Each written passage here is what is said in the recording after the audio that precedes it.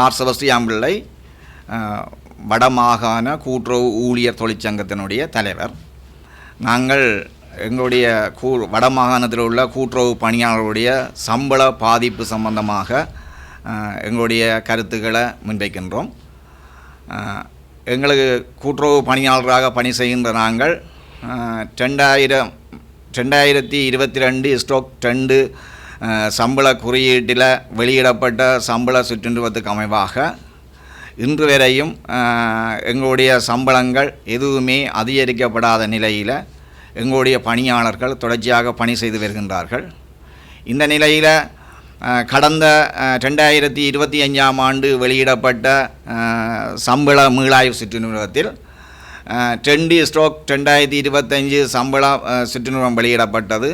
கடந்த காலத்திலே, அதாவது கொரோனா காலத்திலையும் பொருளாதார நெருக்கடி காலத்திலையும் கூட்டுறவு ஊழியர் ஆணைக்குழுவும் வடமாகாண கூட்டுறவு திணைக்களமும் இணைந்து எங்களுடைய பணியாளருடைய நலன்களை பேணும் வகையில் 5,000 ரூபாவாக 15,000 ரூபாவை அதிகரித்து வழங்கப்பட்ட படியினை 2025 வெளியிடப்பட்ட சம்பள சுற்றுநிறுவனத்துடன் அடிப்படை சம்பளத்துடன் சேர்த்து எங்களுக்கு சம்பள அதிகரிப்பு எதுவுமே வழங்கப்படாமல் சுற்றுநிறுவனத்தை வெளியிட்டிருந்தார்கள். இந்த சுற்றுநிறுவனத்தில் தவறுகள் இருக்கின்ற விடயத்தை சுட்டிக்காட்டி நாங்கள் சம்பந்தப்பட்ட தரப்பினருக்கு தெரியப்படுத்திய போது அச்சுற்றுநிறுவனம் திருத்தப்பட்டு 2/2025 என்ற சுற்றுநிறுவனம் வெளியிடப்பட்டது. அந்த சுற்றுநிறுவனத்தை நாங்கள் ஆய்வு செய்து எங்களுடைய பணியாளருடைய சம்பளங்களை செய்கின்ற போது அதில் எங்களுடைய நீண்ட காலமாக பணி செய்த பணியாளர்கள், உயர்நிலையில் இருக்கின்ற பணியாளர்களுடைய சம்பளம் மிகவும் பாதிப்புக்கு உள்ளான சந்தர்ப்பத்தை நாங்கள் காணக்கூடியதாக இருந்தது. இது விடயமாக நாங்கள்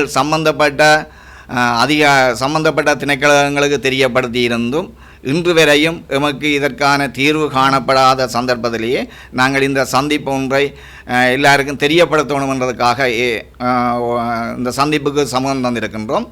எங்களுடைய 2002 கூட்டுறவு சங்கங்களில் பணி செய்கின்ற பணியாளர்கள் ஒரு உயர்வான சம்பளத்தை பெற்றுக்கொள்ள வேண்டும் என்ற கூட்டுறவு திணைக்கள அதிகாரிகளுடைய சிந்தனைக்கு அமைவாக சங்கங்கள் தரப்படுத்தல் ஒன்று மேற்கொள்ளப்பட்டது. அந்த தரப்படுத்தல் ஊடாக சங்கங்கள் உண்மையிலேயே உழைக்கின்ற சங்கங்கள் கூடுதலான சம்பளத்தை பெற முடியும் என்ற ஒரு நிலைக்கு சங்கங்கள் தரப்படுத்தல் மேற்கொள்ளப்பட்டது. அதற்கு அமைவாக சம்பளங்கள் வகுக்கப்பட்டது. ஆனால்